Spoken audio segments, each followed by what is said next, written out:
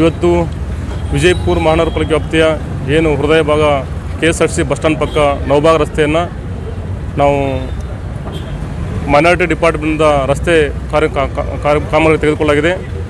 ಆ ಕಾರಣಕ್ಕಾಗಿ ಪಂಡ ಜಿಲ್ಲಾಧಿಕಾರಿಗಳು ಮತ್ತು ಜಿಲ್ಲಾ ಉಸ್ತುವಾರಿ ಸಚಿವರು ಇವತ್ತು ಈ ರಸ್ತೆ ಅಗಲೀಕರಣ ಕಾರ್ಯವನ್ನು ನಾವು ಕೈಗೊಳ್ಳಲಾಗಿದೆ.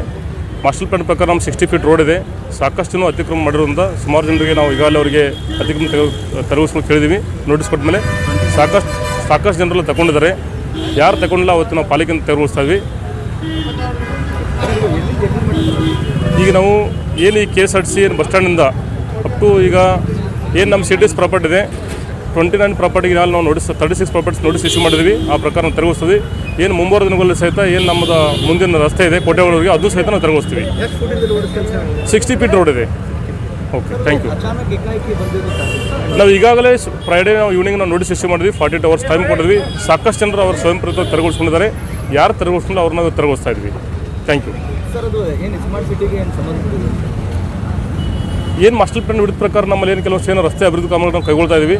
ಎಲ್ಲೆಲ್ಲಿ ನಮ್ಮ ಮಾಲೀಕತ್ವ ರಸ್ತೆಗಳಿದಾವೆ ಆ ಪ್ರಕಾರ ನಾವು ತೆರವುಗೊಳಿಸ್ತಾ ಇದ್ವಿ. ಮುಂಬರುವ ದಿನಗಳಲ್ಲಿ ಮಾಸ್ಟರ್ ಪ್ಲಾನ್ ಪ್ರಕಾರ ಸಹಿತ ನಾವು ಏನು ಭೂ ಸ್ವಾಧೀನ ಪ್ರಕ್ರಿಯೆ ಕೈಗೊಂಡು ಅವನು ಸಹಿತ ನಾವು ಕೆಲಸ ಪ್ರಾರಂಭ ಮಾಡ್ತೀವಿ.